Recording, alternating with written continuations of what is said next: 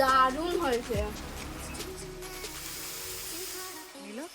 তা আমাকে কিছু বলতে হলো না। Hello friends, welcome back to my channel মলিনাস ব্লগে। তোমাদেরকে অনেক অনেক ওয়েলকাম। আশা করি তোমরা সবাই সুস্থ আছো, ভালো আছো, আর আমরাও এখন ভালো আছি। তো কিছুদিন হলো আমি তোমাদেরকে ভালো করে ভিডিও দিতে পারছি না, কারণ আমি একটু অসুস্থ ছিলাম, তাই আর প্রতিদিনের ভিডিওগুলো আপলোড করা হয়নি। তো ভাবলাম আজকে সকাল থেকেই ব্লগটা শুরু করি। তোমরা তো সবাই জানো রেমাল ঘূর্ণিঝড় হয়েছিল। তো রেমাল ঘূর্ণিঝড়ে আমাদের মাঠে তিল পাটগুলো কেমন আছে তাই আজকে কিন্তু যাচ্ছি দেখতে। আর এই মাঠে তো বৃষ্টির জন্য একদম নামা যাচ্ছে না, খুব সাপের তাণ্ডব হয়েছে। তো চলো, রেমাল ঘূর্ণিঝড়ের একটু ভিডিও ক্লিপ আমি নিয়েছিলাম, তাই ভাবলাম তোমাদের সাথে একটু শেয়ার করে দিই। কারণ এত বৃষ্টি হয়েছে আর এত ঝড় হয়েছে, তোমাদেরকে আর কি বলবো। তো জানি এই সময় মানুষের পরিস্থিতি খুবই খারাপ ছিল, তো তাই কিন্তু আমি ভিডিও ক্লিপ করে তোমাদের সাথে শেয়ার করিনি, কারণ এরকমভাবে ভিডিও করাটাও কিন্তু উচিত না। তাই ভাবলাম একটা ছোট্ট ভিডিও ক্লিপ নিই, পরে তোমাদের সাথে একটা ব্লগে শেয়ার করে দেবো। আর এই যে সারা দিন বৃষ্টি হয়েছে আর ঝড় হয়েছে, আমাদের পেছনে বড় বড় কাঁঠাল গাছ ছিল, সেগুলো সব ভেঙে পড়ে গেছে। তো আমি বৃষ্টিতে বেরিয়ে সেইগুলো তোমাদের সাথে ভিডিও ক্লিপ নিতে পারিনি। প্রচণ্ড পরিমাণে বৃষ্টি হচ্ছিল আর হাওয়া হচ্ছিল। তো চলো, রেমাল ঘূর্ণিঝড়ের তো একটুখানি ভিডিও ক্লিপ নিয়ে তোমাদের দেখিয়ে দিলাম। চলো, কদিন আগে তো রেমাল ঝড় হলো, আর এখন মাঠের অবস্থা কেমন সেটাই দেখতে এলাম। তো প্রায় 10টা বাজে এখন সকাল। তো চলো দেখি আমাদের তিল পাটগুলো কেমন আছে। এত ঝড় বৃষ্টি হয়েছে, গাছগুলো শুয়ে পড়েছে। দেখছো এখানে তিলগুলো কেমন করে শুয়ে পড়েছে। পাটগুলো তাও ঠিক আছে, এই যে পাট গাছগুলো তাও ঠিক আছে, কিন্তু এইদিকে তিলের গাছগুলো পুরো শুয়ে পড়েছে। দেখো কি পরিস্থিতি। ঝড় বৃষ্টি আমরা চাইছি না, বৃষ্টি হোক, ঝড় চাইছি না, তারপরে দেখো গাছগুলো কীভাবে শুয়ে পড়েছে। ঠিক আছে, এইভাবে গোড়া থেকে এরকম ঝুঁকে ঝুঁকে পড়েছে। আর তিলগুলো এখন একটু পেকে পেকে গেছে, এই যে হলুদ হলুদ হয়েছে। এই দেখো পুরো গাছগুলো শুয়ে পড়েছে, কি বাজে অবস্থা। তা জমি চাষ করে যদি ঝড় বৃষ্টি হয়, বৃষ্টি হলে তাও ভালো, ঝড় যদি হয় তাহলে তো খুবই ক্ষতি, তাই না? তো চলো দেখাই, এই তো দেখাচ্ছি, মাঠে এলাম অনেক দিন পরে। ঝড় বৃষ্টিতে তো মাঠে নামা যাচ্ছে না, আর আমাদের এখানে ঘূর্ণিঝড়ের পরপরই মোটামুটি বৃষ্টি হচ্ছে, কিন্তু তার মধ্যেও খুবই গরম।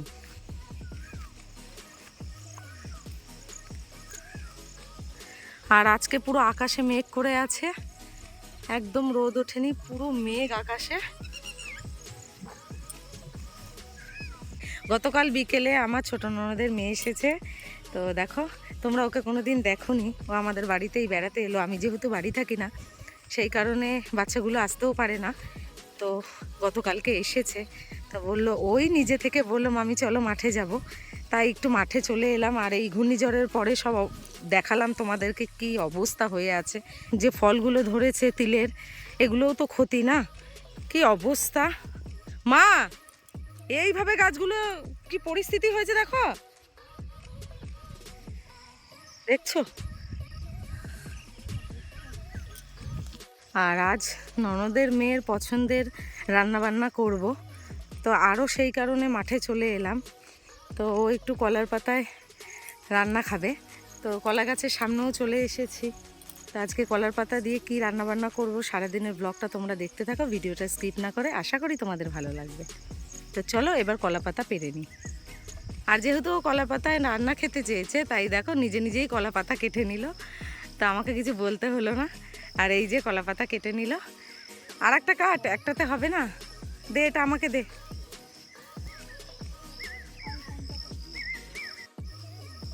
তো একটা পাতায় হবে না বলে আরও একটা পাতা কেটে নিল।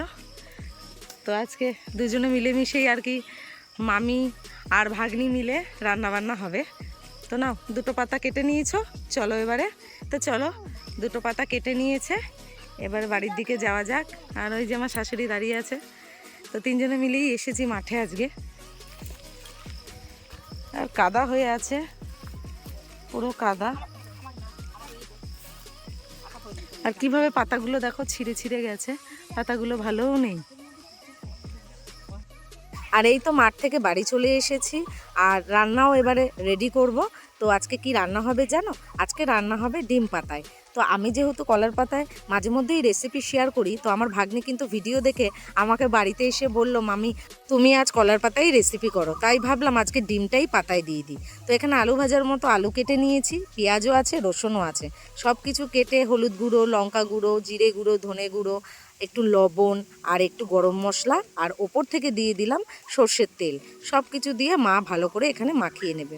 তো কলার পাতার মাছ ভাজা বলো, ডিম পাতায় বলো, খেতে কিন্তু অসাধারণ টেস্ট লাগে। তাও যদি থাকে গরম গরম ভাত, আর সাথে যদি থাকে গন্ধরাজ লেবু, খুবই ভালো লাগে।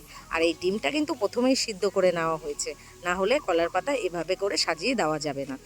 এভাবে কিন্তু ডিম রান্না আমি আগেও তোমাদেরকে শেয়ার করেছি। আমি যখন পাটনাতে ছিলাম তখন কিন্তু এইভাবে করে কড়াতে আমি সাজিয়ে রান্না করেছিলাম। তখন তোমাদেরকে বলেছিলাম যদি কলা পাতা থাকে টেস্টটা কিন্তু আরও ভালো লাগে। তো যাই হোক, আজ কলা পাতায় করছি, তাই ভাবলাম ভাগ্নির পছন্দের যেহেতু রান্নাবান্না চলছে, তোমাদের সাথে তো শেয়ার করতেই হবে, না হলে কি হয় বলো। আর মা এখানে কলা পাতায় তেল বুলিয়ে নিল, আর ডিমগুলো আগের থেকে আলুর সাথে মাখানো ছিল, ডিমগুলো সাজিয়ে দিল। এরপরে আলুগুলোও চারিদিক থেকে সাজিয়ে দেবে।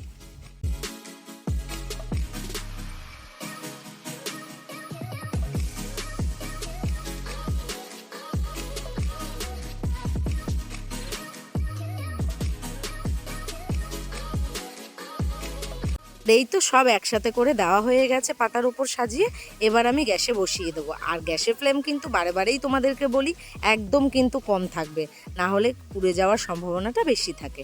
এবারে ঢেকে দেবো আর 15 মিনিটের জন্য হতে থাকবে। যেহেতু আগেই ডিমটা সিদ্ধ করে নিয়েছি আর বেশিক্ষণ টাইম লাগবে না। আর এদিকে দেখো এক পিঠ হয়ে যাওয়ার পরে মা এবারে উল্টিয়ে দিল।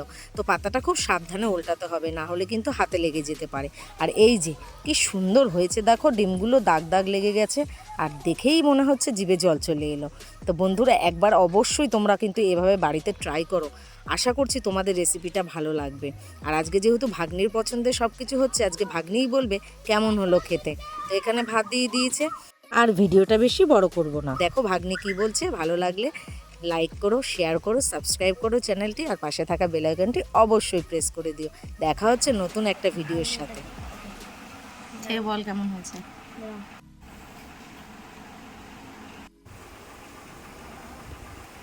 দারুণ হয়েছে।